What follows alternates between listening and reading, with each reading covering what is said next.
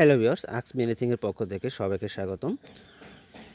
বরাবরের মতো সাথে আছি আমি Ali Asgar, lecturer department of CSC, Bangladesh university of business and technology BUBT. তো আমরা স্লাইড 3তে লিঙ্ক লিস্টের বেসিক কিছু অপারেশন দেখব।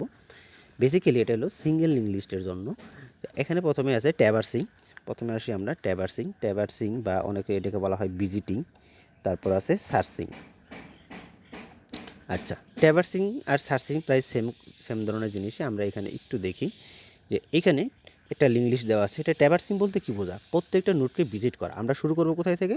শুরু করব হেড থেকে। প্রথমে আমরা হেড অ্যাড্রেসটা খুঁজে পাবো। হেড কোথায়? হেড যখন পাবো, হেডের ভিতরে বলা আছে D1 কোথায় আছে। ওকে, D1 খুঁজে পেলাম।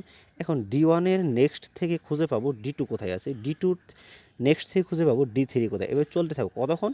যতক্ষণ পর্যন্ত না নাল অ্যাড্রেস পাবো। যখন আমরা নাল অ্যাড্রেস পেয়ে যাবো তখন বুঝতে পারবো যে আমাদের লিঙ্ক লিস্টটা কমপ্লিট হয়ে গেছে, শেষ হয়ে গেছে। আচ্ছা, এটা আমরা প্রোগ্রামিংয়ের ক্ষেত্রে, প্র্যাকটিক্যালের ক্ষেত্রে খুব ভালোভাবে দেখাবো। এখানে হালকা একটু জিনিস বলে দিই।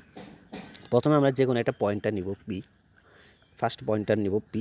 এই পির ভিতরে ফার্স্ট নোটের অ্যাড্রেসটা রেখে দেবো। ফার্স্ট নোটের অ্যাড্রেস ফার্স্ট নোটের অ্যাড্রেস বলতে কার মধ্যে আছে? ফার্স্ট নোটের অ্যাড্রেসটা আছে হেডের মধ্যে।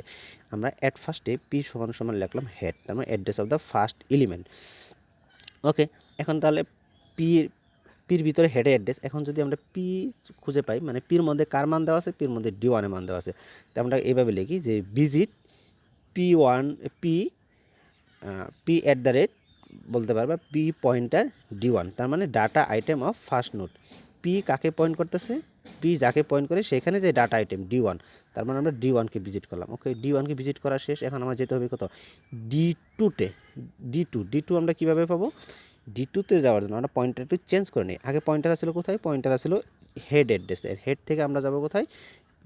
D2তে যাওয়ার জন্য দেখেন এখানে একটা নোট লিখছি, পি সমান, মানে পি এর মানটা চেঞ্জ করে লিখবো। চেঞ্জ করে কার লিখবো? পির নেক্সট। আগের যে পি ছিল সেই পির নেক্সট। আগের পি ছিল D1-এ, এখন D1-এ এখানে পি এর নেক্সট কোথায়? এর নেক্সট হলো এটা।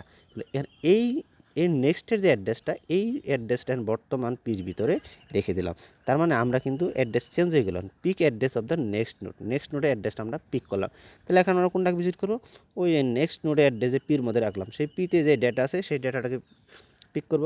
অনুরূপভাবে সার্কেল আকারে চলতে থাকবো। দেন আবার আমরা পি পির নেক্সট পির নেক্সট এভাবে চলতে থাকবো কতক্ষণ?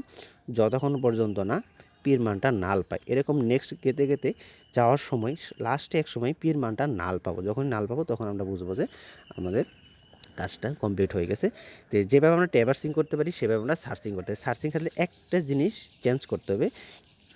সার্চিংয়ের প্রত্যেকটা এই মানটা যখন আসবে, এই যে ভিজিট করছি, এই ভিজিটের সময় জাস্ট আমরা সার্চ চেক দিব যে এটাই আমাদের প্রয়োজনীয় ডাটা কি না। এটা যদি প্রয়োজনীয় ডাটা হয় তাহলে আমাদের সার্চ কমপ্লিট, না হলে সার্চ চলতেই থাকবে শেষ পর্যন্ত। যদি ডাটা শেষ পর্যন্ত খুঁজে না পাই বলবো যে নট ফাউন্ড। আচ্ছা, তাহলে আমরা এখান থেকে ট্যাবার্সিং ও সার্চিং দেখলাম।